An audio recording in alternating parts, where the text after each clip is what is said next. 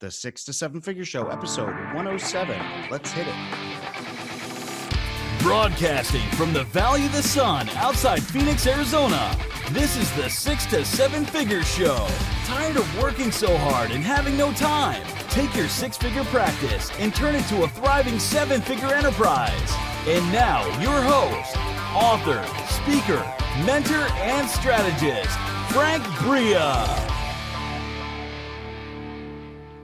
Hey everyone, welcome to the 6 to 7 Figure Show. I'm your host, Frank Bria, and today's episode, we are going to focus on improv. But first, a quick message from our sponsor. The episode of 6 to 7 Figure Show is brought to you by High Ticket Program. Has the income in your service business plateaued? Are you struggling to reach a seven-figure mark in your business, but don't have the time or the know-how to do it? In the High Ticket Program Accelerator, we guide you through every step of growth and scale, a process we call LEAP. Imagine having a world-class project team guiding you and your team through every step of pain-free growth, all with the goal of becoming a seven-figure enterprise and moving away from painful, time-consuming business operations and client delivery. Get a taste of LEAP in your own business by downloading our free high-ticket program Core Offer Black Book. Contains more than 60 pages of standard operating procedures for your business, including onboarding, customer service, graduation, financial management, and a lot more. You can get that for free by going to the show's homepage, 6to7.show. That's 6to7.show for your free Black Book. And I am pleased to be introducing today's guest.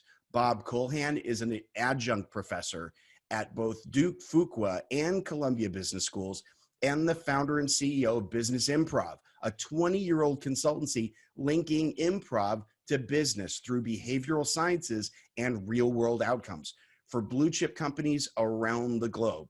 Bob is the author of the book, Getting to Yes and. And for those of you who don't get that reference, we will be talking about it just briefly. Bob, welcome to the show. Hey, Frank, thank you very much for having me. Absolutely. It's a pleasure. This is going to be a lot of fun. So I've been looking forward to this conversation actually for a while. First of all, let's let everyone in on the joke. Yes and. Where does that come from? Well, yes and is actually, it's the cornerstone of all improvisation around the world. It's a term that was really created, or at least trademarked, if you will, in the 1930s. Yes and is unconditional acceptance. You give me this gift, this offer, this opportunity, I take it at face value. It doesn't necessarily mean I agree with it. Yes doesn't mean I'm even going to execute it. Yes is I understand it, I'm focusing on it.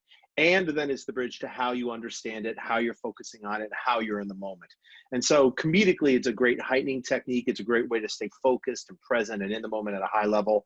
And that's the same way that the second part, it's used in business. It's focus, it's concentration, it's presence, it's postponing judgment. And that's yes and is the lifeline of great improvisation, whether it's comedically on stage, in the military, chefs and cooking competitions, or business people, entrepreneurs. Yeah.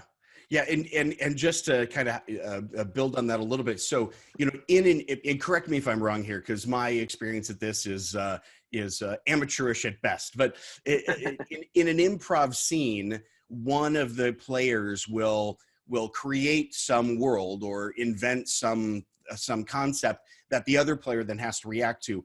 And the yes and basically accepts the creation of the first player and builds on it. So it's not like you have two people going, oh, you want me to play a French cook, you know, in World War II? I don't really want to do that, which kind of makes awful improv.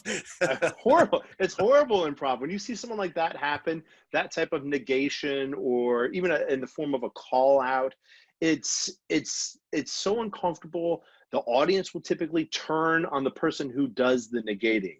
So in this scenario, if you said, Bob, you're a French cook in World War II, and I'm like, Frank, what have you been smoking? I'm obviously a mechanic here in 2019. The audience would end up disliking me because I completely negated what you gave to me, ignored it for all practical purposes, and then shoved my own idea into place. In which case, if you don't yes and me, then now we're at a standoff and the scene's right down. Right. So yeah, you clean the yes and not to focus on the negative, but the negation stuff feels really familiar to a lot of us entrepreneurs, doesn't it? Like that feels like something that happens to us and maybe accidentally by us on a regular basis. Oh, I can yes and that across the board. So when I started Business Improv in the fall of 1999, were the first programs I started putting together, and this was for the Duke Fuqua School of Business. I was told no hundreds of times, especially in the first 5 years, as it moved from Duke to UCLA Anderson to Columbia Business School. All the people with great letters after your last name would tell me, who has no letters after my last name and no advanced degree and just an undergrad degree in business, why I can't succeed, why this isn't appropriate. People in the improv community were telling me the same thing. It was over and over and over again. And the choice is to accept that as the answer, or take time to, listen to what they're saying. And for me, reduce it down to like, is there some core truth to this? Because if so, then I'm going to take that on and I'm going to show you why this works, because ultimately some of that postponement of judgment on my side allowed me to get great insights on how to make what I do more impactful and stronger for my audiences. Yeah. So is there a yes and response to that kind of negativity that allows you to get the wind back in your sails again? Yes, absolutely. So, you brought up, Frank, a great example of how improvisation is used comedically on stage. And that's different than how it's used in real life. So you can actually say no to someone, for example, by using yes and. So if you said to me, you can make any blanket statement that you want, correct or incorrect, and I'm going to tell you no by using yes and. Okay, so the Coyotes are going to win the Stanley Cup this year. Yes, and there's a lot of other great teams that have a greater chance of beating the Coyotes. Yeah. So that verbal technique, actually, because we talk about it a lot, right? Don't say no, say yes, and then use your and to be able to create the boundaries that you're comfortable of operating in. And really good speech writers are great at leveraging those conjunctions, appropriately. So that's a really positive way to respond to that. Oh, absolutely. Because if you notice as well, like I didn't go directly against the Coyotes. What I said was like, oh, there's a lot of other teams out there. Let's put this in real perspective. So I'm going to let everybody else do the arguing for me. Now, I think there's something, though, important to two important things to point out. One, you tiptoed upon. And just that feeling of that yes is, you can link this over to behavioral psychology. You can link this over to behavioral economics, how people spend money. You're empowering them, not by agreeing with them, by listening to them, because it's a basic human desire to be understood, to be listened to. I mean, that's just core on who we are, or at least believe that people will listen to us and understand us. That's the first thing, that this is linked to the behavioral sciences. The second thing, though, is there is a time and a place to say no, right? As entrepreneurs, as an entrepreneur, there's budgets, there's restrictions, there's safety issues, there's all sorts of times that guillotine does have to be dropped. So for me, it's not this, zero sum type of thing. It's about thoughtfulness and the intention behind it. When is that appropriate? Yeah.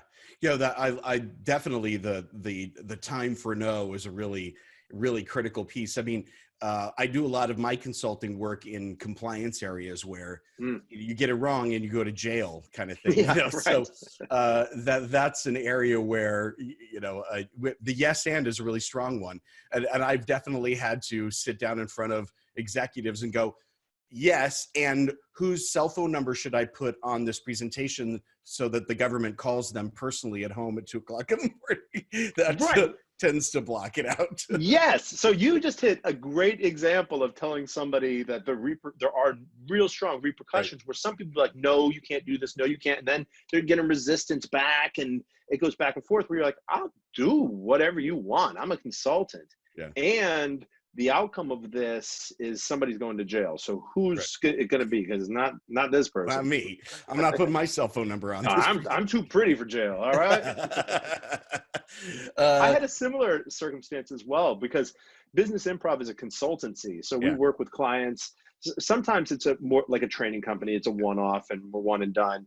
A lot of the time, though, especially with our evolution, is that we're working over and over again with clients. And one client in particular wanted us to change what we were doing 2 weeks before a program that had 9 business improv instructors on a 1 instructor to 20 person ratio. So good level of talent on both sides coming to this, to Memphis for this conference, and they want us to start doing role playing, and they wanted me to cast local. They don't want me to bring my people in a day early. They wanted me to cast local Memphis talent, and I was like, okay, who's writing the script? Who's going to do the audition scripts? Who's going to find the space for the audition? Who's going to cast the talent? Who's going to audition the talent? Who's going to vet the talent? Who's going to cast the talent? Who's going to do the backups? Who's going to do rehearsals? Because in this period of time, you're talking about a major overhaul. Yeah. And if you want me to do it, I'll do it. We have to create a different operating agreement because the one that we have does not cover this. And you're moving to well into the 6 figures here. So, and they're like, oh, okay, we don't need to do this. You know? So you put all the, just like you put all the power in the other person's hand. Right. And just let them see, you know, the cause and effect of things. And then, you know, whatever decision they're going to make, they're going to make. Yeah. Yeah. Well, scoping is a clear, like anyone who does any kind of consulting work with larger organizations knows the scoping conversation is you live or die on the ability to understand what's going on there. And if you can't hold the power of the conversation on your own, in your own 2 feet, you will get swept out, and it's really tough. You know, end up Absolutely. Doing free work and stuff like that.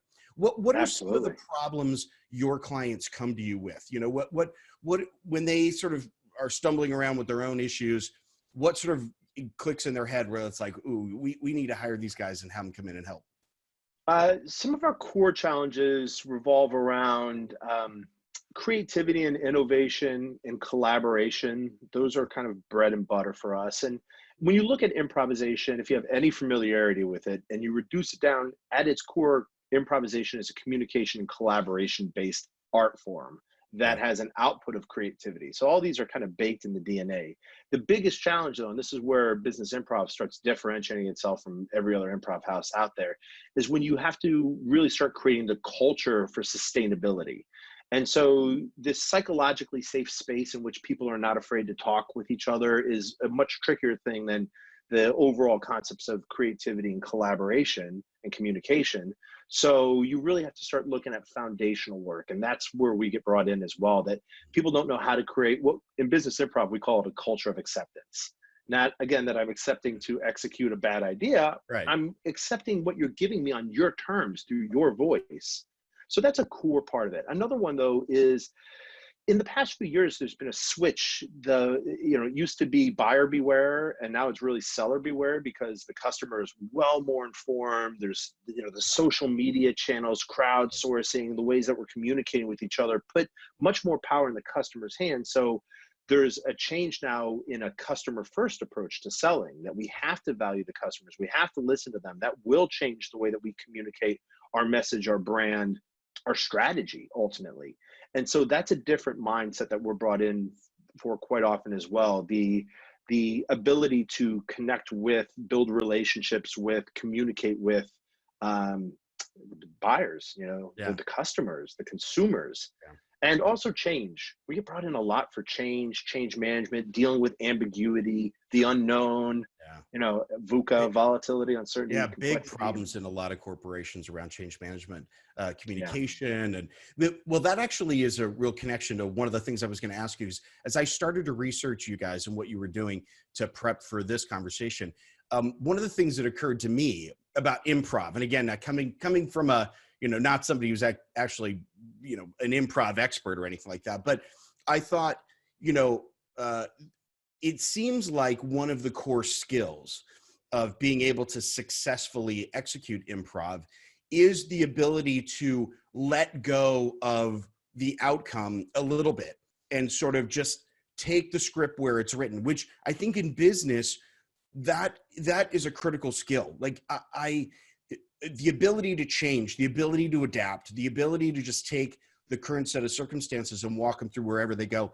I mean, I'm working with a client right now where we have part of the team that is freaked out about something that could happen 10 stages down in the project. and it's keeping them from making the decisions they need to make today. And you know, I was thinking, if I was on stage doing improv, the thing that would scare me the most is, where's this going? Is this going to get away from me? You know, like where either to a place where I'm really super uncomfortable, or can I keep up? You know, can I keep up with the stuff? Because I think a lot of us have scripts we've written in our heads about how our conversations are going to go with people, about how the project's going to go, about how anything's going to go. So what a skill to be able to let that go and just accept, you know, what's happening with the person that you're dealing with face to face, and just take it step by step. Absolutely. You know, you mentioned a word before, or at least the way I interpret it is confidence, that you really find, you develop a confidence base by getting comfortable being uncomfortable, by being comfortable in the unknown and just letting things go. And this doesn't mean lose sight of strategy, and it just definitely doesn't mean lose sight of the your what you're supposed to do, your product, your process, your outcome, your mission, your drive.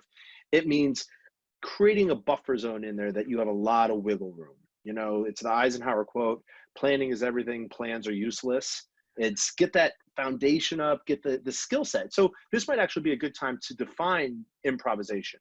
Okay. Because for us, it is based in business improv. The definition of improvisation is on 3 core competencies, which is reacting, adapting, and communicating. So when you break these down, reacting is focus and concentration and presence in real time on an ongoing basis, not a reaction, right? That's just a one-off. Yeah. It's reacting to you know, a spill, trying to catch it really fast, or a quick response. That's a reaction. Reacting is ongoing. Adapting, if you're reacting within parameters, right? Yeah. Trying to achieve a specific outcome, like in a strategy or a sales conversation, something like that. You're reacting and adapting. And then the subroot to both of these is communicating.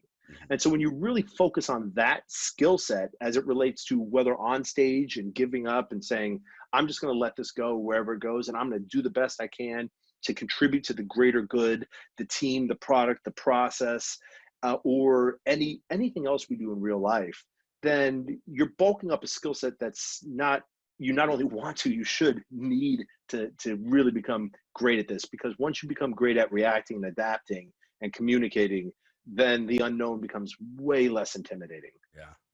Yeah, that's a really good point. And I mean, those principles, you know, if you sort of sew them in to the daily interactions, it's going to change the energy of the conversation completely. Yeah, and the one thing that I kind of jumped on, again, it's the heightening. We talked about this a little before the interview, and then we kind of brought it up then. But this idea of heightening. If I come into the conversation with the idea that the yes and is building on, you know, the energy of the other person, and maybe I need to redirect the energy, maybe I need to do the sort of clever, you know, well, maybe let's redefine expectations, but still with this idea of heightening, building the energy and building on it. I mean, what a great way to communicate with people. They feel, you know, like you're taking what they give you and that you're making it even better or taking it to the next heights. And yeah, and I love that framework. It's great. You are hitting one of the really cores of us in business improv, which is energy. Because energy begets energy. There's the contagion effect, the chameleon effect, you know, the mirroring effect that we just, you know, we can rub off on each other in positive or negative ways. So the way that we look at energy, we actually put it hand in hand with attitude. And what we say is energy and attitude are choices. Yeah. You know, it's a choice what kind of energy we bring to a conversation, a meeting. It's a choice to attitude. Can we let go of the old baggage from the last conversation, which, you know, was not so good? Get ready for the next one that needs to be on point, especially if we're the leaders. You know, what are we doing for our team, for the people with whom we're communicating? And when I say team, I mean both internal stakeholders as well as outside stakeholders, right? External stakeholders. Yeah. How are we communicating, collaborating, bringing energy to them? And so that energy is super important to pay attention to, because for the record, it's also free. We're not talking about, you know, how do I invest a lot of money to create this structure? It's like, can I take 5 minutes before an important engagement, 10 minutes before an important engagement to make sure that I'm on point? And the way we equate it is athletes. You know, you're a hockey fan. Do you think the Coyotes, the hockey team in Phoenix before a competition are like, "Ooh, I got to shoot out 2 or 3, one more phone call, and I'm going to go skate." Right? They're in the zone. They're stretching out. They're physically and mentally ready to play the game. They're connecting with each other. And so that's the same concept that is super important that a lot of people don't pay attention to, that if we give ourselves that time for ourselves, invest in yourself, just a little extra time to make sure on point, the game changes. Yeah. We increase the probability of changing the game and affecting people in a way we want to. I love that. That's great. And the whole energy as choice concept, it just, dragging back parts of my past that no one here on the podcast probably even knows about is, I've had some stage acting experience. So every director I've ever worked with that is like, make a choice, just choose. and when you're trying to do characterization and things like that, and the energy as choice, that's great. It's almost like, look, I don't care what choice you make, just make a choice, That's great. But choose to be there in full. Play on full. Yeah. And you know what? I love that, because whether it's an acting on stage, and I'll use this one as the metaphor, you can see who's not connected. You could see who's zoned out, cashed out, got distracted. Totally. And if anyone thinks that you can't see that in real life, in any meeting, any engagement, including one that you can't actually see somebody, you hear it in their voices, who's present, who's engaged. Yeah. So it is a choice to bring that energy, to be present, to let the people around you know that you have my undivided attention, and I'm absorbed by what you're saying, and it's important to me as well. Yeah. And that's it's contagious. Like, it relates directly to influence. That's really what we're talking about when we're saying contagious. How are we influencing and affecting each other? That's great stuff. Bob, unfortunately, we're out of time. I would love to continue this dialogue, because I love this line of thinking. It's so cool. There's so much. I'm sure there's like a million other little nuggets in there as you're going through, but you've been really gracious with your time, and I know you're super busy. So thanks so much for that. One last question before we go, though. People want to connect with you, find out a little bit more what you guys are doing on, and maybe even find out about your book. What's a great place for them to go? Well, thanks for the plug, Frank. I appreciate that. All right. So I gotta get the book. Get the book. So this is the book. This is the textbook for what we do. You can always go to businessimprov.com as well. And if you're like, I'm too busy to read your book, it's an audiobook as well. You'll hear this guy. And you're like, I don't want to listen to that. Please go to businessimprov.com. Let me make sure I get this right. businessimprov.com/free-download. And what we've done is essentially make Cliff Notes out of this. So you can just pick up the free information and, how to think fast, move slow, how to lead meetings, communicate, collaborate, brainstorm, all on businessimprov.com/free-download. Thank you, Frank. Hey, thank you. Thanks for a generous offer. We got that link in the show notes page and under the video. If you're out and about listening to the audio, come on back to the show notes page, click on through, and do yourself a favor and buy the book. So you can get the Cliff Notes version, but buy the book. This is good stuff. Bob, thanks so much for being with us. Really appreciate it. It's been a blast. It's been a blast. Thank you.